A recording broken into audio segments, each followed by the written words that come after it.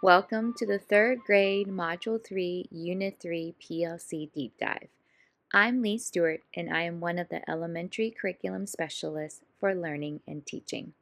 Let's get started. Here is our session agenda.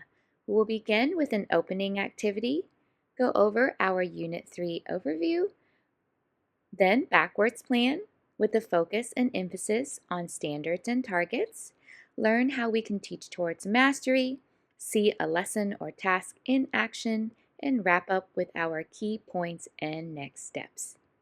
Remember, you can have quick access to each section of this session by looking at the video timestamps located in the description of this video. So for our opening, we're going to go ahead and launch Module 3, Unit 3. Unit 3 is all about reading like a writer, revising scenes from Peter Pan. For our opening activity, we're going to take some time to explore the performance task. For the performance task, students read aloud the Peter Pan scenes that they revise in Unit 3. They use their evidence from Unit 2 to explain and justify their reasons for changing the scenes from the original. Students can create and use prompt cards in order to remember what they should say in each section of the oral presentation. Here is an example of a third grade Module 3 performance task in a comic strip form. So let's go ahead and explore the performance task. Take about 5 minutes to access and review the opening activity in your note catcher. In that section, there are resources for you to explore, like the Module 3 performance task overviews in ILC, as well as a book creator template of the Module 3 performance task. You will also get to look through some alternative ideas for the performance task. As you're looking through all these resources, I would like for you to think of the logistical considerations that may come up. How can I increase the efficiency of this performance task? How can I plan for organization? And what are the pre-planning steps or preparation that I need to take in order for this performance task to be successful? So go ahead and pause the video here and take about 5 minutes to explore and understand the performance task.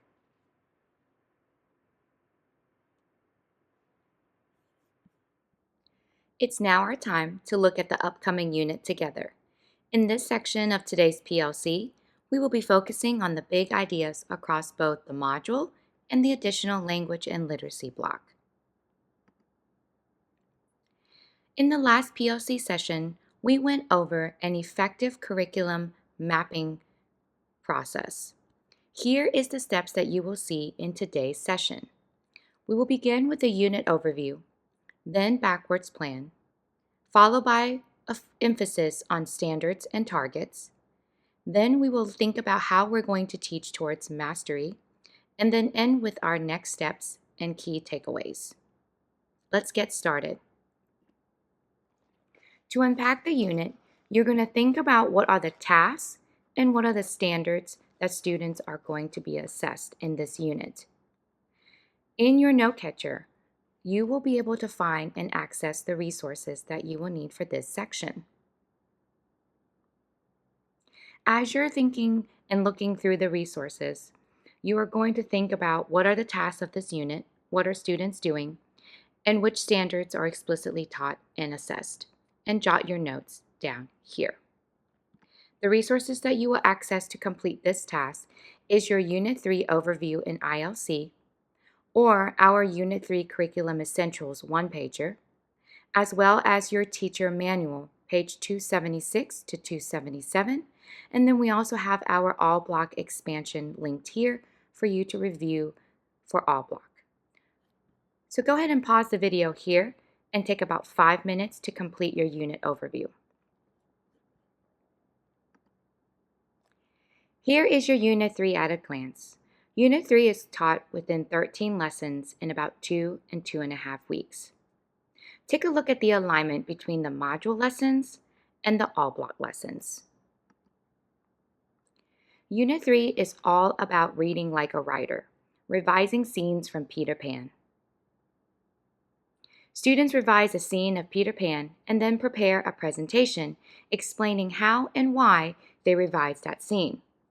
For the mid-unit assessments, students revise a scene from Peter Pan following an already completed narrative planning graphic organizer. For the end-of-unit assessment, students read aloud for fluency and accuracy, then orally summarize the passage to demonstrate comprehension. Take a look at the notes that you took in your note catcher and see if your tasks and targets align with the 4 T's that you see here on the screen. I hope that you'll be able to see that the targets of focus for this unit are all around reading foundations, writing, and language. The performance task hones in around speaking and listening.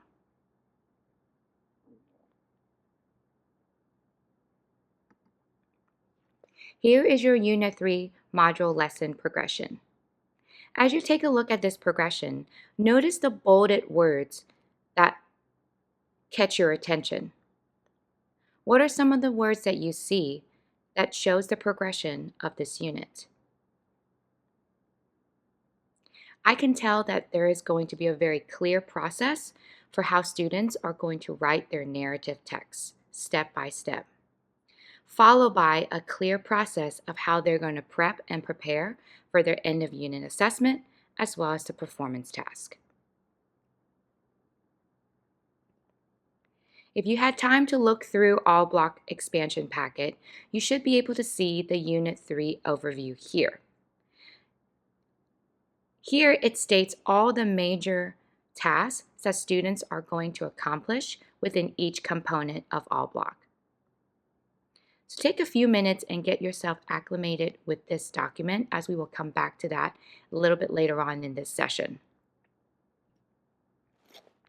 I talked about the CMS All Block Expansion Packet earlier. This is a new resource that was developed by our team to hopefully be able to show teachers a better way of seeing how all block lessons work together.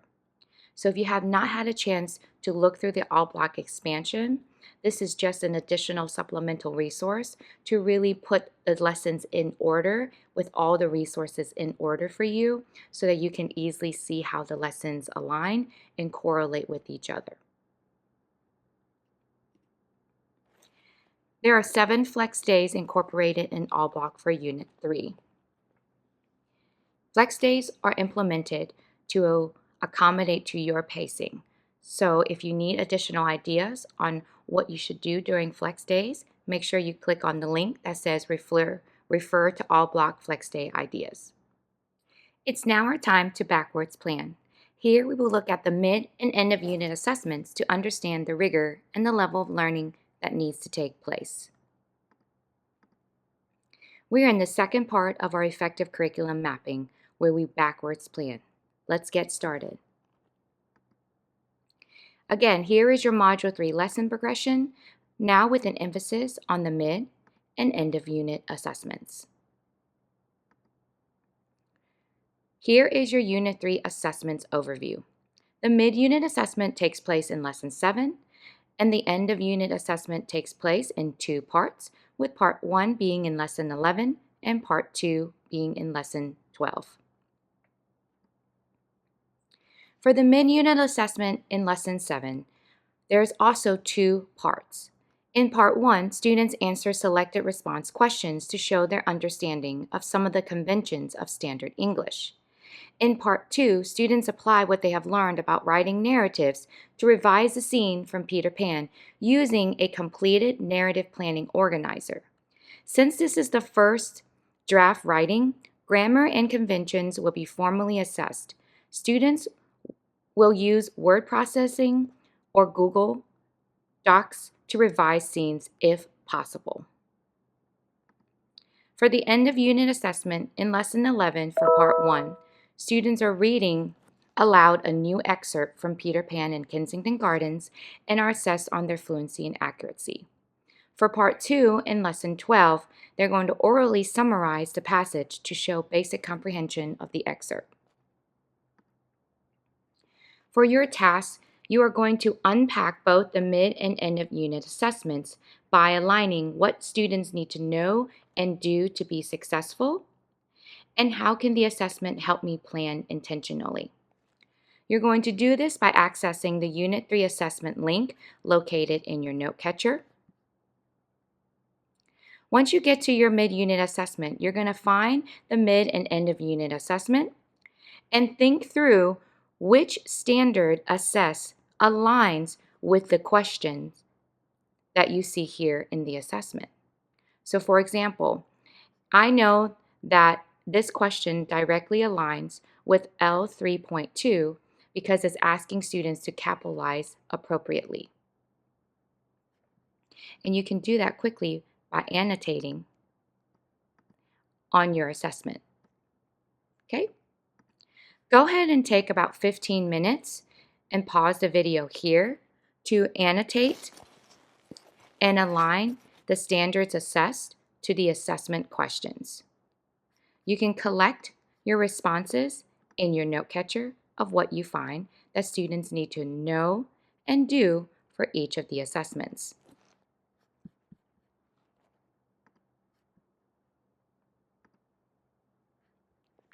Here is the know and do for the mid-unit assessment.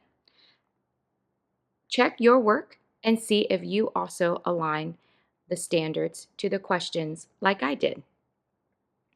I noticed that in Part 1, students had to answer selected response questions all around identifying and correcting capitalization and identifying passive nouns and possessive nouns and understanding their functions in sentences. I also noticed that students needed to identify words and phrases that have the effect on showing Solomon's kindness towards Peter and revising sentences to emphasize kindness and improve clarity. In Part 2, where students are revising a scene, it was all around the writing standards.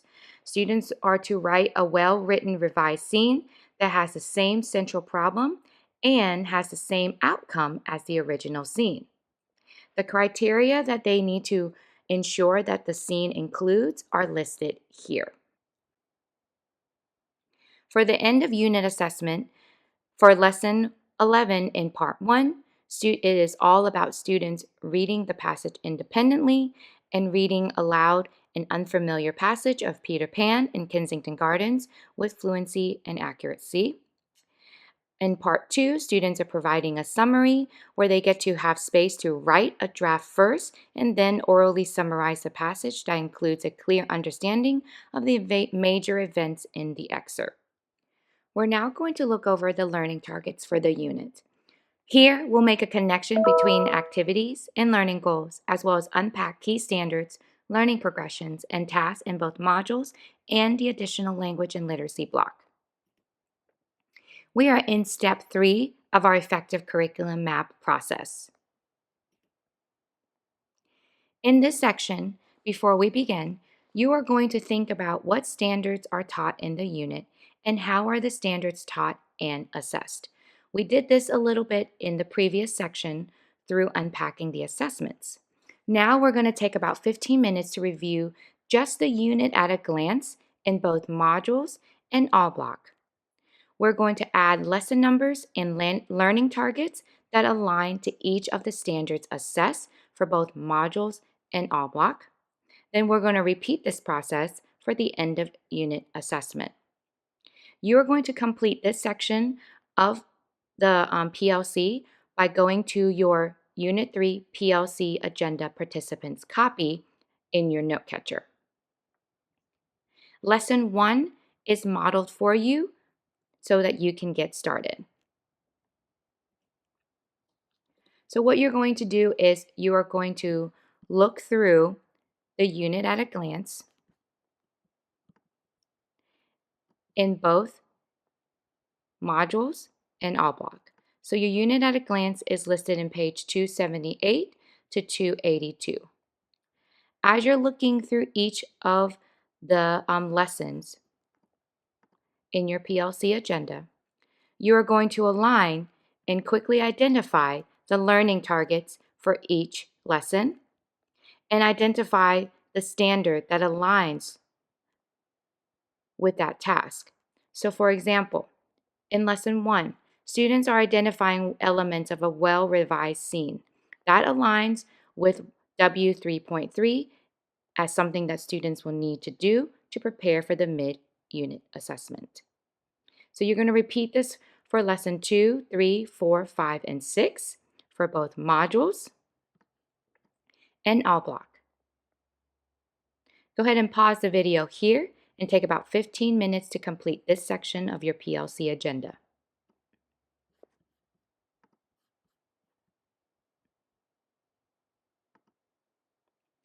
So take a look at some of the things that I've pulled out in completing this section. I noticed that students are going to be practicing and have multiple opportunities to work on skills that they will need to be successful for the mid and end of unit assessment in both modules and all block. So you're going to repeat this process for the end of unit assessment as well. So go ahead and complete your PLC agenda. Scroll down to the end of unit assessment. This time you're going to be looking for through lessons 1 through 6, as well as lessons 8 through 10.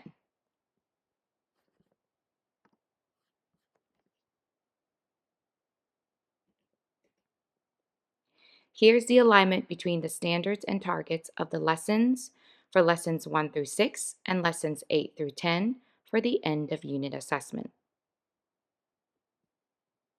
Hopefully you were also able to find some of the same skills and tasks that students are learning in each lesson that aligns with the assessments.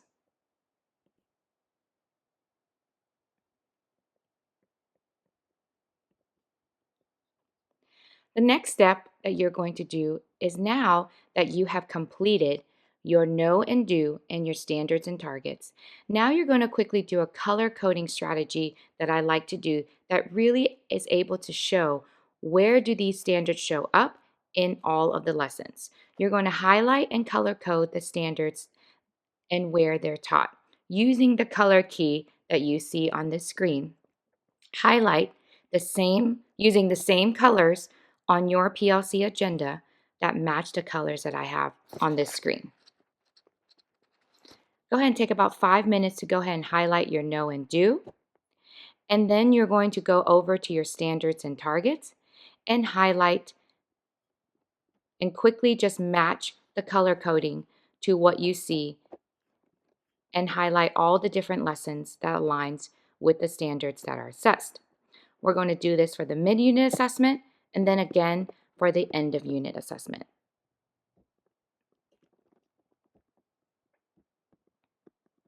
So go ahead and pause the video here and complete your highlighting color code for your mid-unit assessment.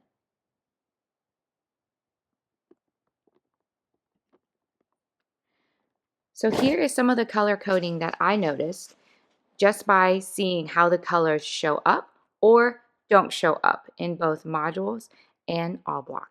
Again, this is just looking at the unit at a glance documents. So therefore, when I get to our lesson narrative level, there may be additional places where these standards do show up.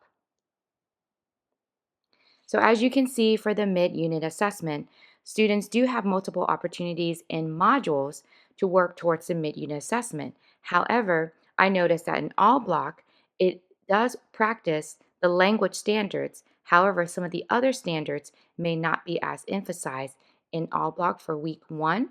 It doesn't mean that it does not show up as you look through the explicit lessons, but just looking at the unit at a glance, this is what I noticed. But this may be different from what you've noticed. Let's go ahead and repeat this process for the end of unit assessments. I have new colors to reflect on your PLC document. So go ahead and color code the end of unit assessment standards to what you see here on the screen. And take about 5 minutes to repeat the same process for the end of unit assessment and color code your know and do and your standards and targets for each of the lessons. Here is some of the lesson alignment that I can see just by color coding what standards are assessed to where does it show up in the lessons. I noticed that students, again, have multiple opportunities to work towards the end of unit assessment in both modules and as well as all block. I see that these standards show up quite frequently in all block, which lets me know that I need to make sure that I do complete both of my modules and all block. And again, this is going back to our all block connection that we can't do module without all block. Students are being assessed on different tasks and skills that show up in both modules and all block. And we are not teaching students standards in isolation because the standards build upon one another and are related to each other.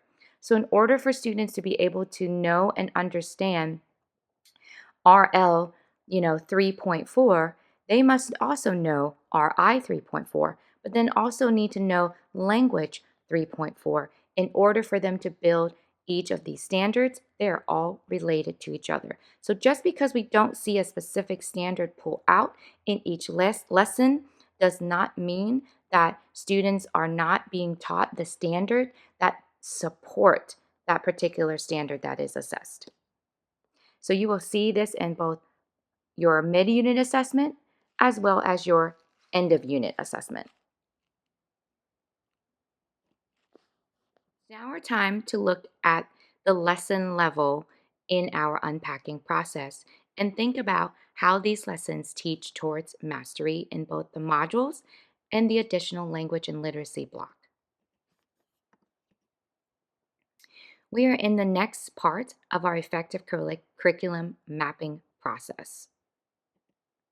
This is one of the most important parts of this process because here we are identifying some major areas of work towards the mid-unit assessment and the end-of-unit assessment. We've already pulled out the know and do for the mid-unit assessment, as well as aligned the standards and targets for both modules and all block.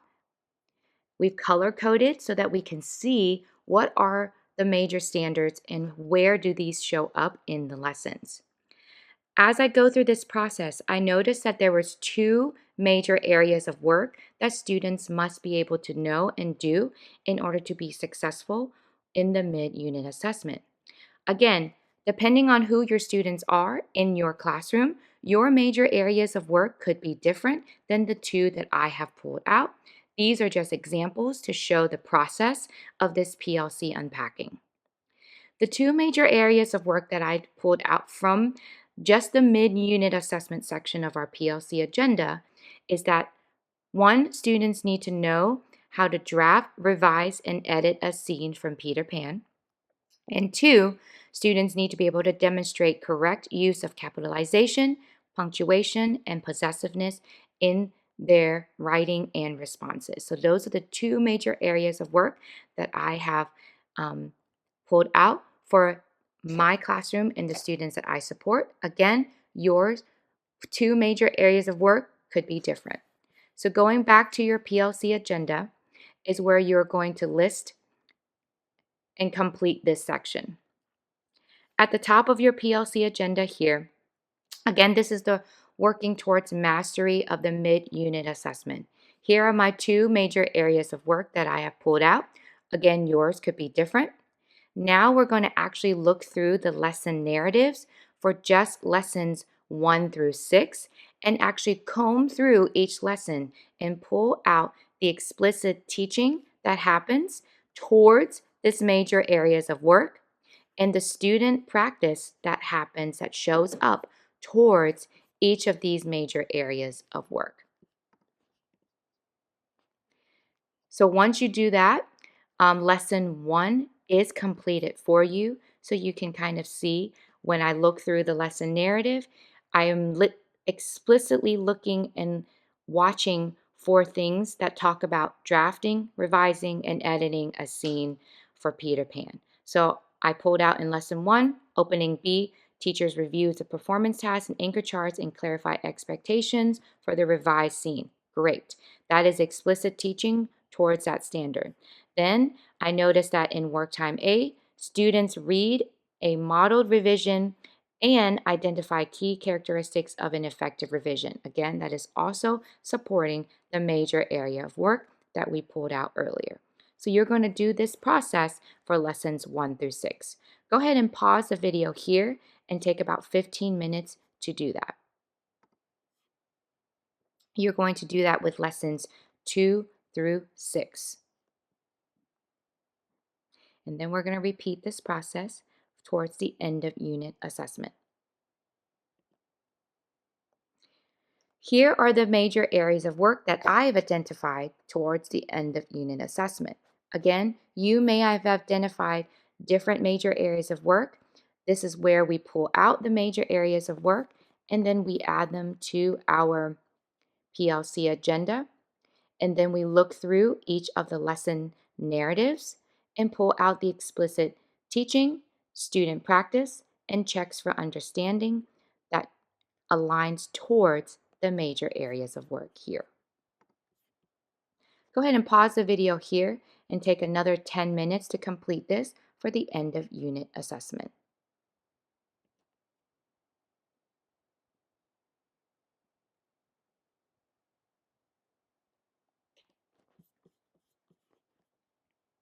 It's now our time for you to see a lesson or task in action. For this PLC, you are going to get to watch a 3rd grade all block lesson. You're going to get to view the upcoming Unit 3, Week 1, Day 2 all block lesson. Here's just a quick reminder of how you can launch all block at this point of the year. This is one of the reasons why we wanted to show all block as the lesson or task in action, because there's a lot of times where we may be confused or still not 100% sure how the all block components work with each other, and sometimes the structure of all block can be a little challenging. So I'm going to go through a quick overview and explain the components of all block and the structure of all block for you to get started if you have not started on all block already. All block consists of 5 major components.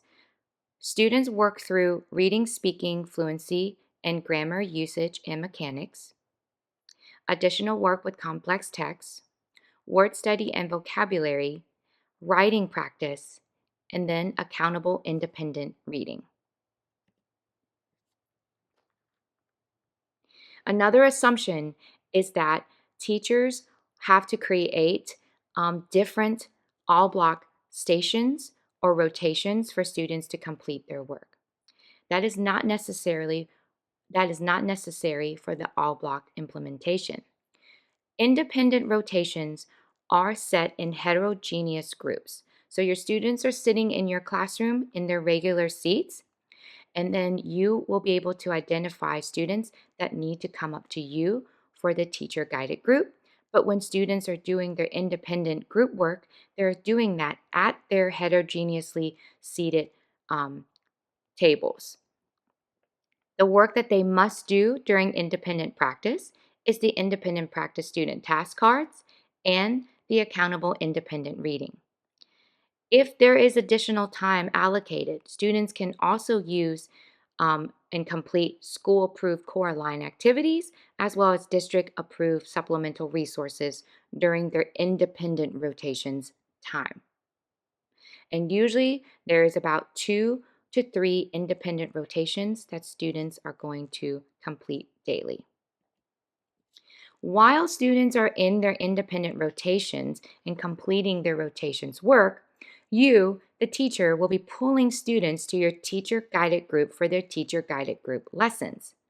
The best way to do this homogeneously is to go ahead and number your students by which group you want them to come join you. So while students are working heterogeneously at their tables, they know what their numbers are at their table groups. When it's time for my number ones to come to me, I will say, hey, it is now time for all my ones to come to the teacher guided group. And whoever my ones are that are working independently will come to my teacher guided group and work with me on that lesson. I'll repeat this process for all the different numbers. So again, if my fours is who is coming to me right now, I'm going to call my fours to come to the teacher guided group, and whoever my fours are going to come independently to the group, and then we'll work on our teacher guided group lesson, and I will repeat this about 3 to 4 times during the all block period. And so I'll get to see about 3 to 4 groups. Sometimes I might combine my number threes and fours together, or my number ones and twos together, depending on what the data shows and what my students need. At the teacher guided table, as you will also see in this lesson video, the teacher will be pulling students to her teacher guided table and complete the teacher guided lesson for that particular group of students. Here's a sample of what the all block teacher guided group lesson will look like. You will see indicators for the type of materials that are differentiated for students with these symbols here. The symbols represent differentiated materials, not necessarily students that are on or below or above grade level. These are just different types of differentiation materials that you can use for different groups of students based on their data. Again, when it's time for you to pull your students, you pull them to your teacher guided group.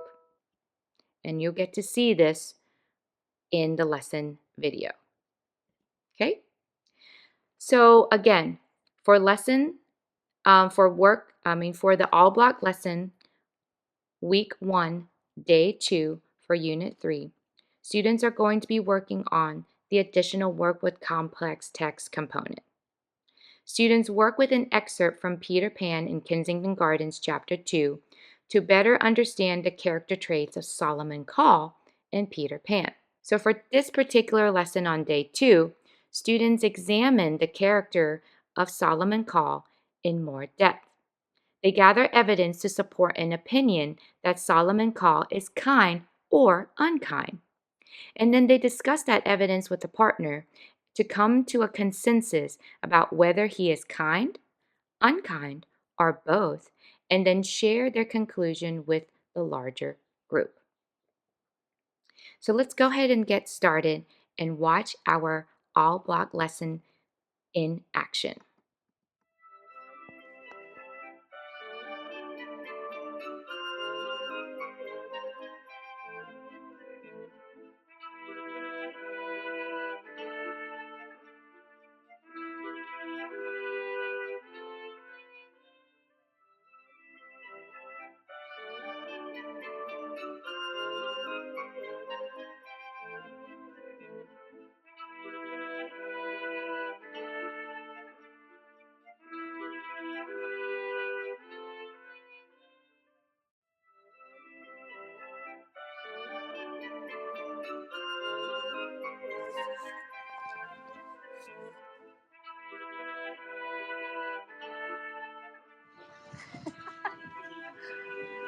I am a lost boy.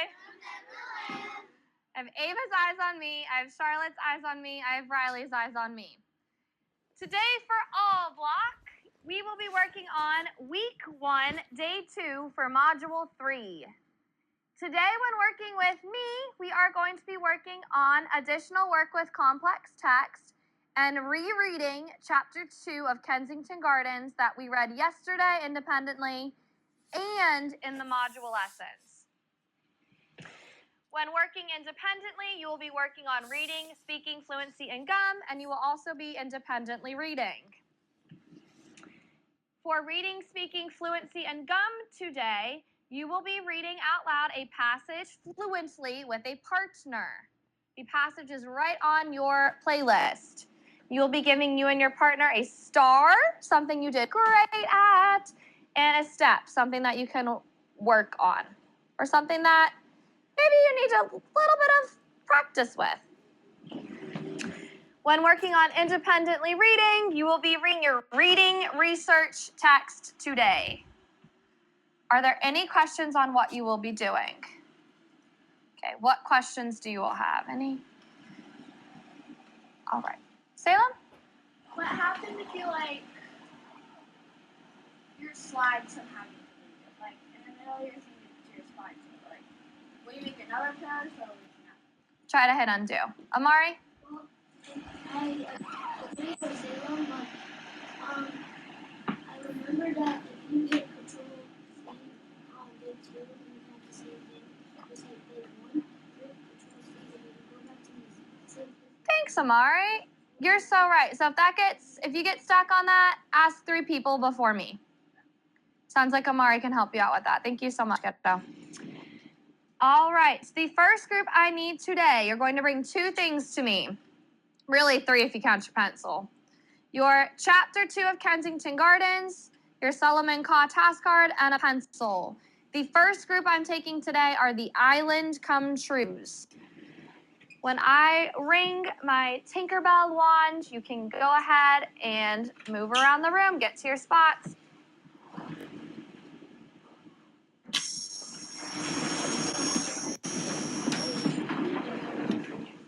Mari's coming up to me with this passage and a pencil. Maeve's moving around the room. Looking watch. Ready yet? Get set. It's all back.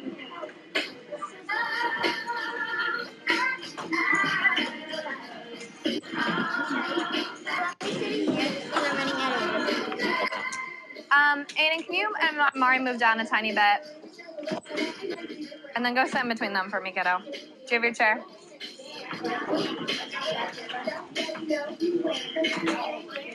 Allie's getting started. I see her already on her all black task cards.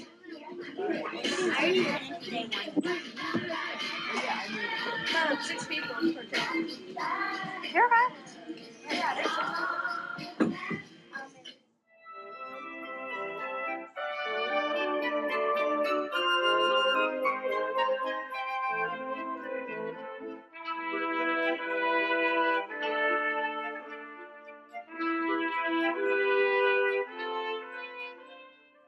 You. Okay, friends, we're going to take a look at our learning target today. Can I have a volunteer read it out loud? Gwen. I can describe what a character is like using Evidence. in a text. What does evidence mean? Amari? Evidence means like you're finding new things. Could be finding new things, all kinds of new things. Like other new characters, traits. Could be finding character traits. And where would you find all of those things, Aiden? Evidence is like your proof. It's your proof, yes. And where do we find our proof? How do we prove? In the text, in the story. So that's exactly what we're going to be doing today. We're going to be looking at a character and proving with evidence his character traits. So take a look at the card, the task card you did yesterday with Solomon Caw. And we're going to take a look at box 1, or number 1. So yesterday it said, underline 2 or 3 words the author uses to describe Solomon Caw or what he does. So you did this part yesterday on your independent cards, on your all block cards. Who can tell me what were some of the words you wrote down for Solomon? Ella? I wrote Solomon was cool and selfish. So she said Solomon was cruel and Solomon was selfish. Those were 2 really good character traits. Gwen? I wrote cruel and rude. Cruel and rude. Good. So very similar. I agree with you both. Any others that we didn't already say? Amari? I said mean and disgust. Ooh, what was your first one? Disgusting. Mean and disgusted. Ooh, mean and disgusted. That's a really good word, Amari. I agree with you. So then if we take a look at box, well, before we do that, I noticed in the text, it said, he sneeringly pointed out Peter's nightgown, toes, and lack of feathers to show Peter wasn't really a bird at all. You guys probably recall that sentence when we did a language dive in the module lessons. And I had mentioned to you all what sneeringly meant. Who remembers, what does sneeringly mean? McCall, what did sneeringly mean? Like, not very nice. Okay, not very nice. Can anybody build on that? Amari? Means like to not be like really careful and not really being like disrespectful. Disrespectful, yes. So that's exactly what it means. Sneeringly is to speak to somebody in a disrespectful or a mean way. So when you all were writing down those character traits of sneeringly, saying he was mean or rude or disrespectful were all really good synonyms to describe his character traits. All right, so taking a look at box 2, it asks you to circle things that Solomon Kaw says. Who can read to me what did you circle from chapter 2 in Kensington Gardens of something that he said? So I see Ava's looking at her chapter 2. Because if you remember, you should have circled something that Solomon said. I have it. Oh, you wrote it down. Aiden, what did Solomon say?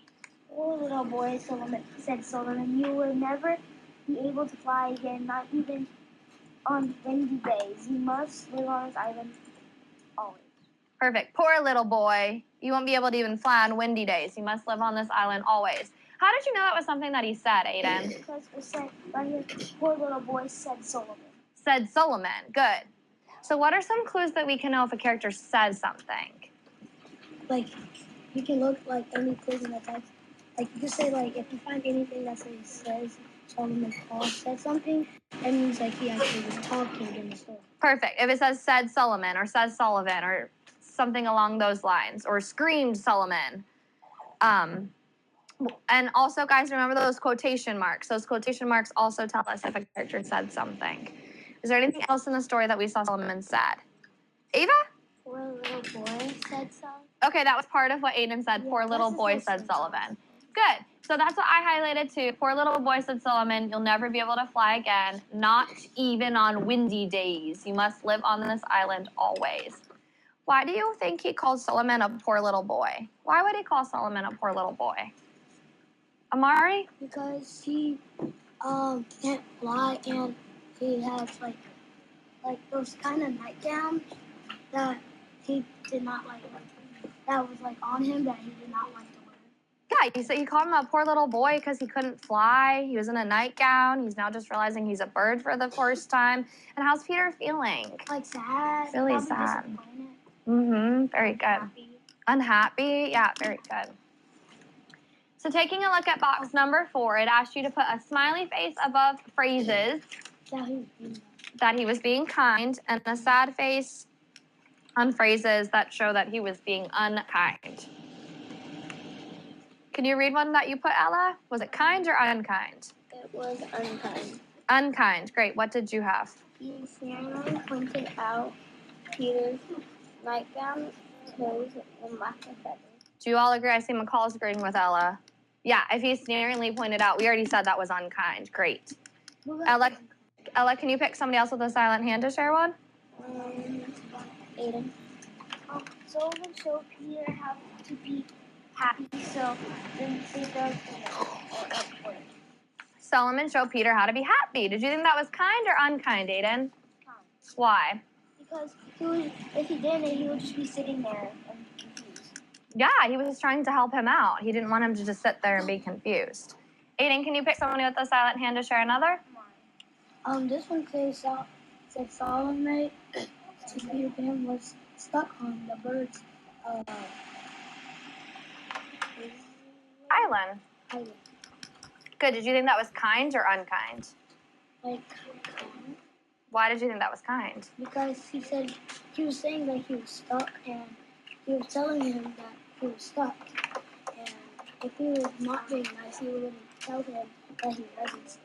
Okay, I agree with the evidence and the explanation that you're providing, because at first I was like, if he's telling him he's stuck, that's kind of not very kind. But you think he was trying to help him out. Yeah. And explain to him, like, hey, you're stuck here now. Yeah, if he was being mean, he wouldn't tell him he was stuck. Okay, good. Amari, can you pick someone with a silent hand? So the birds brought him bread in their beaks. Ooh, what did you think about that?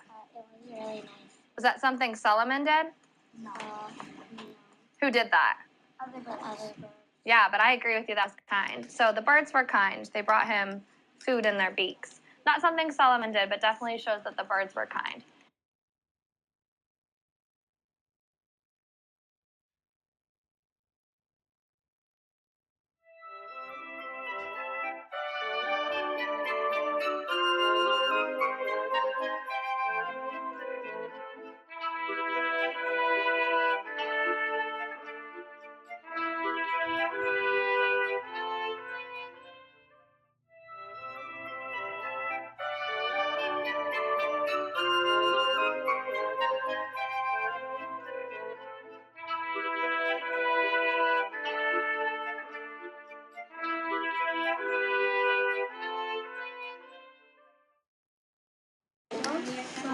To teach them to swim, but in their beak.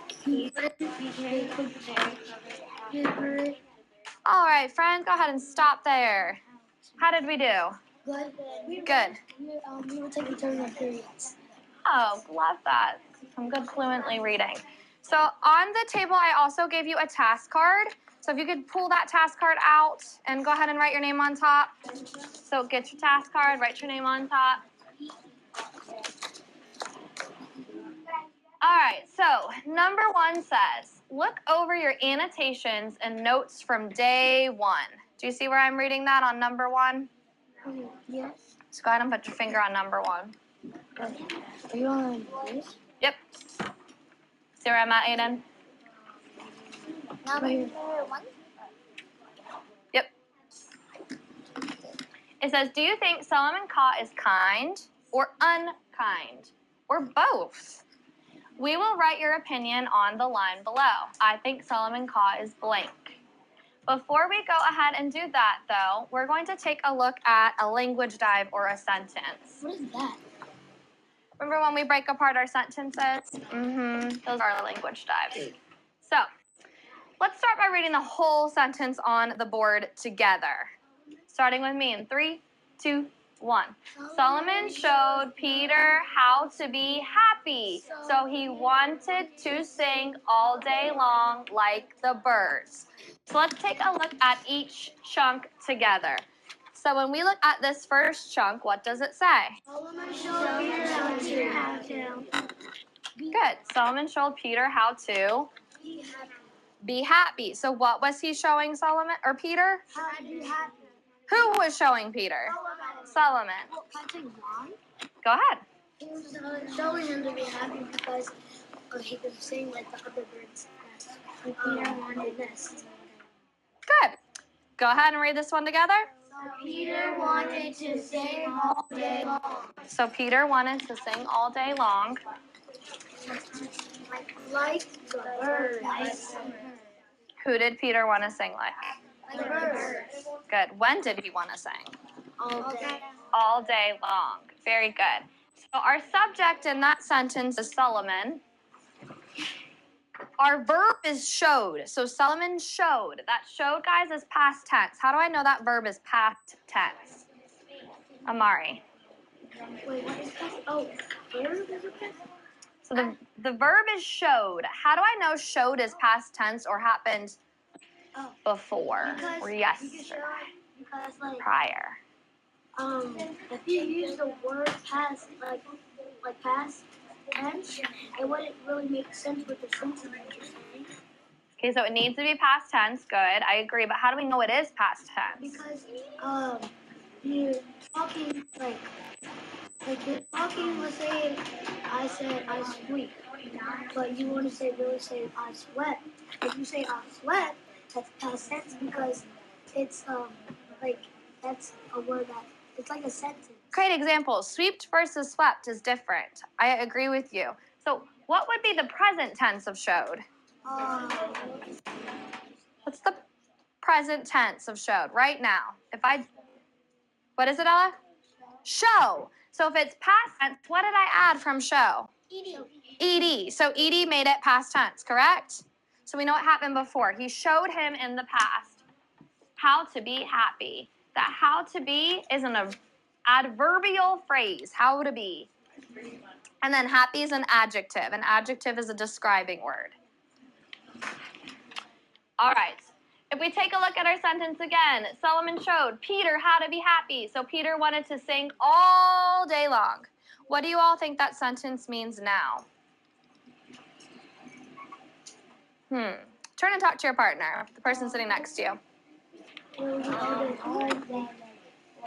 He wants to say He wants to like be like the other bird. yeah, he wants to be like the other bird, and he wants to fly like birds, he wants to be a bird. food like birds, and also So, sing and then Solomon Call said, "Oh, you're not a bird at all." So on here, he said, "So I want to all day long." yeah, and he also wants to be like a bigger bird to help the little birds. Like All right. he gave them worms to the little birds. Good, I agree. So do you all think this evidence shows that Solomon Caw is kind, unkind, or both? Unkind. Because he taught Peter a lot of things. Like he taught Peter how to catch worms. He taught him how to So kind or unkind? Kind. This sentence is because he's showing him how to what? fly. Be like a bird. Be like a bird. Be happy. He's showing him, you got it, McCall, how to be happy. Because he wanted to what? Be like a bird. Sing with him. Not be like a bird, but what like a bird? Yes, sing all day long like a bird. Very good. So I agree, this sentence is definitely showing that he is kind. Let's fill in the blank. I can show you how to sing. What else can we fill in that blank with? I can show you how to swim, dance, Party. party. I can show you how to. Tomorrow we will be for Valentine's Day. Oh, wait, what? I can show you how to be kind. Be kind. Oh, I love that. How to be a All right, so that is present tense. That's right now. Past tense, I showed blank how to blank. I could. Mickey Mouse. Peter Pan. How to make paper hats. I showed Peter Pan how to make paper hats. Good. Mickey Mouse how to read a book.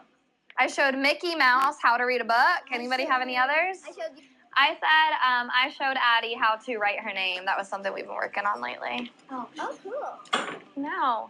Okay, so together, friends, we are going to, I'm going to give each of you a piece of evidence from our text. Each of you is going to have a different one. With this evidence from the text, we are going to read it out loud together to the group.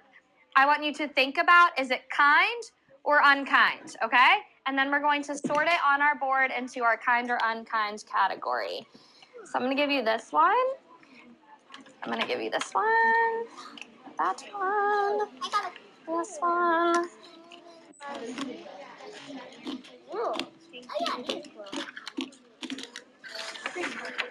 All right, so would anybody like to read theirs first? Okay, we're just gonna go around, then we'll go this way since McCall, you're not raising your hand, that'll work out. Before you start, here's what you're gonna do. Aiden's going to read it. If you think it is kind, I want you to jump up. If you think it is unkind, I want you to touch your toes. Got it? Aiden, read yours out loud to the group, please. Be able to fly again, not even on windy days. You must live on the island.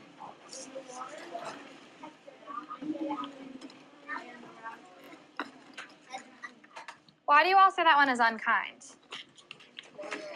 Aiden, why did you think it was unkind?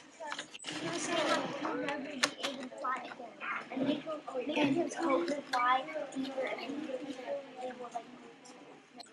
Okay, Amari, you want to build on that? I wouldn't bet on it because when he said he can't, poor little Peter, you can't fly. That made the words are like heartbreaking to Peter. Okay, good. I kind of started you off with a tricky one because this one really kind of depends how the character is saying it. So I have the same one. I'm going to read it 2 different ways. Are you ready? Yeah. Poor little half and half, said Solomon. You will never be able to fly again, not even on windy days. You must live on the island always. What do you say for that? That's unkind. So that one we could put in unkind. Now, what if I read it like this? Poor little half and half, said Solomon. You'll never be able to fly again, not even on windy days. You must live on this island always. I still think it's unkind. I still think it's kind of kind. Because it might be like. What if I'm hugging her and saying, "Oh, poor little half and half"? But the words are still. This one can kind of go either way though, because is there any evidence in here to point out, like, is there any kind of words that tell us if he's adjectives describing if he's kind or unkind? Yes, because it says he. This one we're gonna put in both. This one we're gonna put in both. So we're gonna put kind. Okay, you can put it in the middle. I love that. Great thinking. All right, I need eyes, ears, energy on Amari. Solomon showed Peter how to be happy, so Peter wanted to sing all day long, like the birds. Show me jump up if it's kind, touch toes if it's unkind. Definitely kind. Put it on the board. All right, Gwen, you're up, girly. Eyes, ears, energy on Gwen. Solomon was cruel. Solomon was cruel. Kind or unkind? Show me. Unkind. Touch toes. Put on the board. You got it. After this one. Go ahead, Ella. He sneeringly pointed out Peter's nightgown, toes, and lack of feathers to show Peter he wasn't really a bird at all. Show me, kind or unkind. He sneeringly pointed out. You gotta hear sneering. You didn't hear it. Unkind. Good. Go ahead and put it on. And you can go, sweetie pie. All right, Ava girly. Eyes, ears, energy on Ava. Loud and proud, so I can hear you down there. Solomon promised to teach Peter the bird ways, but Peter would not eat worms or insects, so the birds brought him bread in their beaks. That's kind. That's funny you got that one, because you already said that one was kind. Good work, Ava. And McCall. Last but not least. Go ahead, girly. How could you get across that, Solomon? It was kind of in the middle. Because the way, if you say it, say it again. Read it really loud again. How could you get across that, Solomon? How could you get across, said Solomon. That's kind. How? Because he said how. He said how. So why would you say it's kind? Because he said how, and if he said it was unkind, that wouldn't make sense because he didn't say, no, you're not going to be able to make it the side because it's rivers. This is a tricky one. They put it in unkind. I think because it's like, how could you get across? Is he offering to help him? No, he's kind of being a little bit like, yeah, a little bit like sarcastic, like, well, how could you get across? There's not a lot of context in there, so I think you could put both for sure. I'll leave that up to you. Do you want to put it in unkind or do you want to put it in the middle for both? I mean, Or kind. I'll put it in the middle. All right, she's going in the middle. I could agree with that because if it would have said, how could you get across? Solomon said sneeringly or Solomon said disrespectfully, but it doesn't say that. So I agree with y'all. It doesn't give a lot of evidence. All right, here's the last part of what we are going to do today. So looking at your task card, pull your task card back out. That's the one you got today. Number 2 says, after looking at the evidence, do you think Solomon Ka is kind, unkind, or both? Write your opinion in the line below. I think that Solomon Ka is blank. So write on that line right now. Do you think he's kind, unkind, or both? Number 3 says, prepare to support your opinion. Remember, you may use what the character says and does, and what the author says about the character as evidence. So right here, sweetie pie, I think he's both. So then in the box, you're going to write your evidence. Can you use these? Yes. Can you take them off my board and use them? Yes. Should you share them now? If they want the same, yeah. If they want the same, yes. So in that box right now, I'm not going to give you guys long. I'm going to give you 3 minutes. I want you to help each other out and talk about it. When everybody has their evidence, Can I join the MVPs? Push the button. I'm going to let all of you push one. Not yet. Listen. When everybody is done, you may all push the button one time. Okay? So what are you doing right now? Writing down, and then when you're done, Writing down what? about Solomon. Your reason. Your evidence, if you think he's kind or unkind, and why. Can you use these up here? Yes. Please do. Got it? Do not ring your buzzers until everybody's done, so I should hear them all at the same time. Sorry, McCall. Love that you're grabbing your evidence.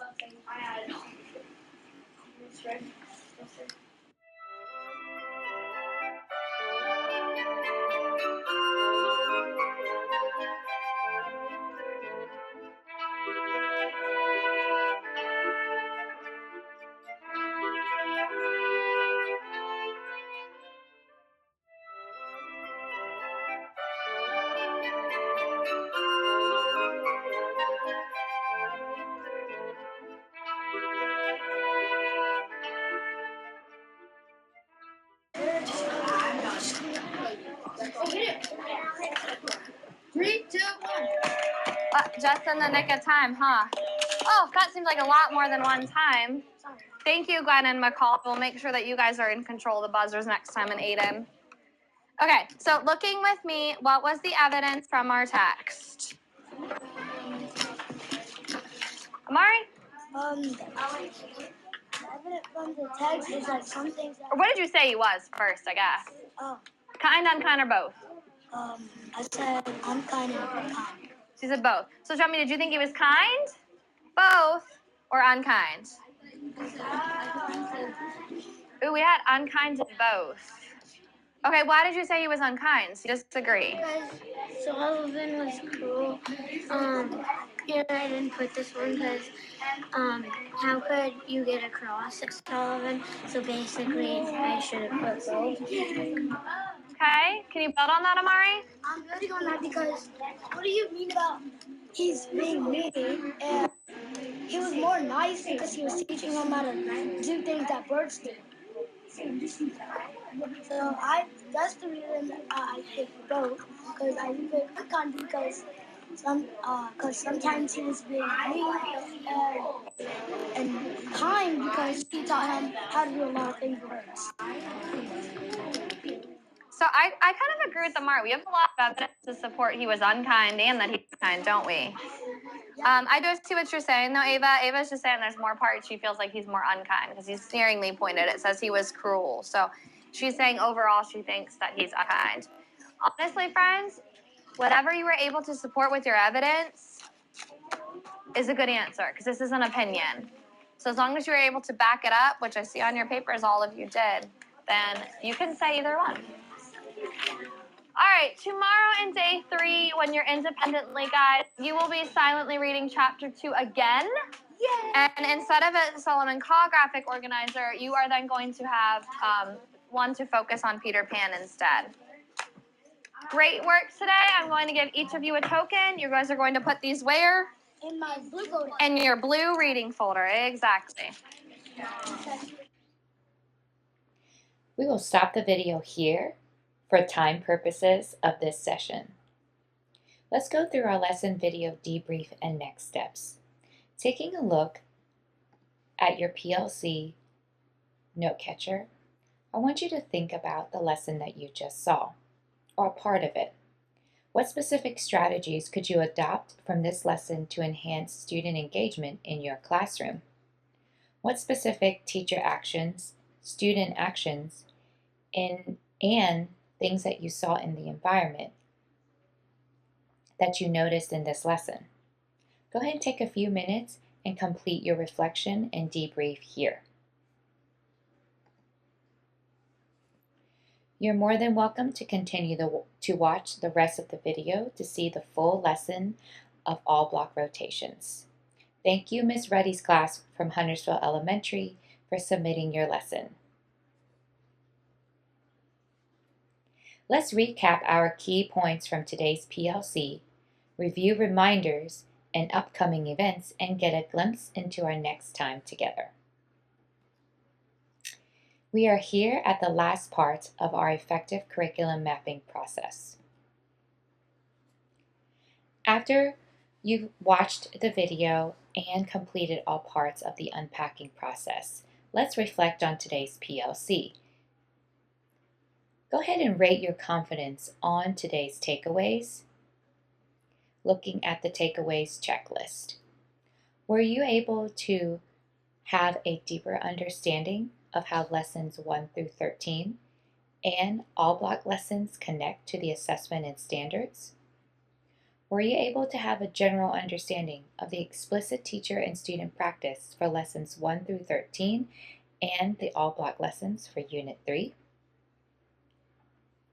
And did you come up with some ideas and resources to meet the needs of all students for lessons 1 through 13 and the all block lessons? In your note catcher, go ahead and rate your confidence on the takeaways and name your next 2 steps. In today's PLC, we unpacked Module 3, Unit 3, and went over the big ideas and 4 T's. We also went through a step-by-step process of the effective curriculum mapping roadmap. You also got to experience a lesson in action with seeing the teacher-guided group rotation for all block Week 1, Day 2. Here are your next steps. Make sure to continue to watch the weekly 3rd grade ELA tidbits and subscribe to see our monthly 3rd grade video lessons. Share and send your pictures of you and your students in action in our 3rd grade celebrations folder. And for our next PLC session, we will unpack Module 4, Unit 1. Your feedback is so important to us. Please take a few minutes to fill out the literacy survey to give us feedback on how we can better enhance our monthly PLCs. In addition, remember to complete your attendance and feedback form.